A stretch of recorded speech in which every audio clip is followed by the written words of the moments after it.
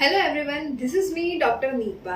और आज की इस वीडियो में हम बात करने वाले हैं विजडम टूथ के बारे में, यानी कि अकल दाढ़ के बारे में। तो इस वीडियो में हम बात करेंगे कि इसे अकल दाढ़ क्यों कहते हैं, अकल दाढ़ कब निकलती है, उसमें क्यों इतना ज़्यादा दर्द होता है, परेशानी होती है, और हम उसका घर पे कैसे ध्यान रख सकते हैं। तो वीडियो को एंड तक ज़रूर देखिएगा। तो चलिए शुरू करते हैं पहले कि अकल दाढ़ को अकल दाढ़ क्यों कहते हैं, यानी विजडम टूथ क्या कहते हैं। क्या उसका अकल से कोई लेना देना है? जवाब है बिल्कुल नहीं। अकल दाढ़ जो है वो हम जब वयस्क हो जाते हैं, मतलब 17-18 साल के हो जाते हैं, तब वो मुंह में इरप्ट होना शुरू होती है और वो 17 से लेकर 25 साल तक मुंह में कभी भी आ सकती है। इसी की वजह से हम उसको अकल दाढ़ बोलते हैं। इसका अकल से या ब्रेन से कोई भी लेना देना नहीं है।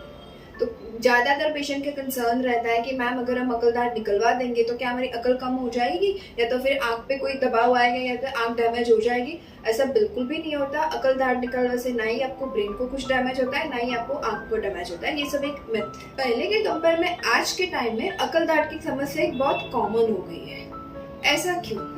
कि हमारी जो अगली जनरेशन थी, हमारे दादा दादी, ग्रैंड पेरेंट्स, नाना नानी वगैरह था, उनका जो रहन सहन था, खाने पीने की हैबिट थी, फूड हैबिट थी, वो हमारे से बहुत ज़्यादा डिफरेंट थी।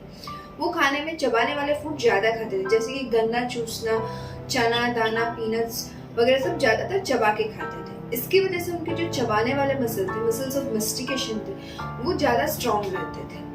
जबकि इस जनरेशन में, आज की पीढ़ी में, हम सब जो खाने की फूड हैबिट है टोटली चेंज हो गई है। हम खाने में ज़्यादातर रिफाइंड और प्रोसेस फूड खाते हैं, जिसकी वजह से हमारे जो मसल है इतने यूज में नहीं आते हैं, और धीरे धीरे over the period of time हमारे जॉ की साइज जो है वो धीरे धीरे छोटी हो रही है। इसकी वजह से जब हमारी अकल दाढ़ निकलती है, यानी कि वो सबसे लास्ट निकलती है और हमारी जॉ में वो एकोमोडेट नहीं हो पाती है, इसकी वजह से जो जब आती है तो आगे के दांत को धक्का दे देती है, या तो फिर टेढ़ी हो जाती है, या पुश करके निकलती है। इस टाइम पे हमें ज़्यादा परेशानी होती है।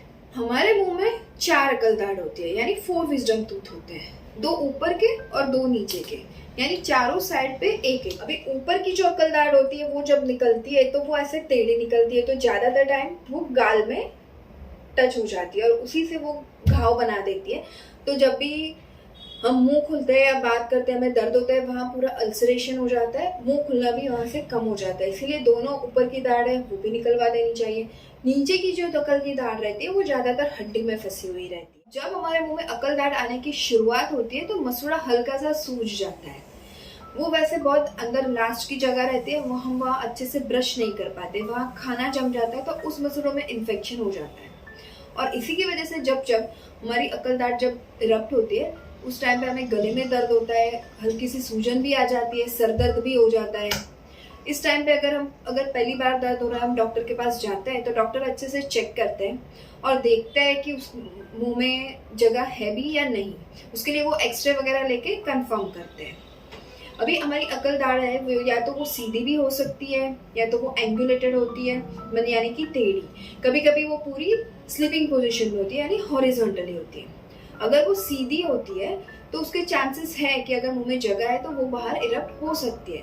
तो आप एक चांस लेके देख सकते हैं कि एक बार दवाई लो, एंटीबायोटिक और दवाई का कोर्स करो, दर्द खत्म हो जाता है, हो सकता है वो इरप्ट हो जाए। लेकिन अगर वो एंगुलेटेड रहती है या फिर हॉरिजॉन्टल रहती है तो उसके बाहर आने के चांसेस बिल्कुल ही कम है। उस पोजीशन में आपके डॉक्टर आपको दांत निकालने की सलाह देते हैं। फंसी हुई अकल दाढ़ की वजह से क्या हो सकता है? अगर आपकी अकल दाढ़ फंसी हुई है तो एक तो उसके ऊपर की जो चमड़ी है वहाँ अच्छे से ब्रश नहीं होता, तो वहाँ खाना फंस जाता है और वो इन्फेक्शन करता है। अगर आप दवाई लेते हो तो वो थोड़े दिन में ठीक हो जाएगा, लेकिन वापस से 2-4 महीने में वही वापस से आपको दर्द करने लगेगा। तो ये रिपीटेड प्रोसेस रहेगा। अगर वो टेढ़ी रहती है तो वो लास्ट वाली दाढ़ और उसके बीच एक परफेक्ट वी शेप बन जाता है, तो वहाँ खाना फंसता है और खाना जमने की वजह से वहाँ पूरा इन्फेक्शन हो जाता है। इस वजह से हो सकता है आपको अकल दाढ़ में बहुत ज़्यादा इन्फेक्शन हो जाए, उस दाढ़ में आपको ट्यूमर या सिस्ट भी हो सकती है। और खाना फंसने की वजह आपका जो आगे वाला 7 नंबर का टूथ है उसमें भी सड़न हो जाती है।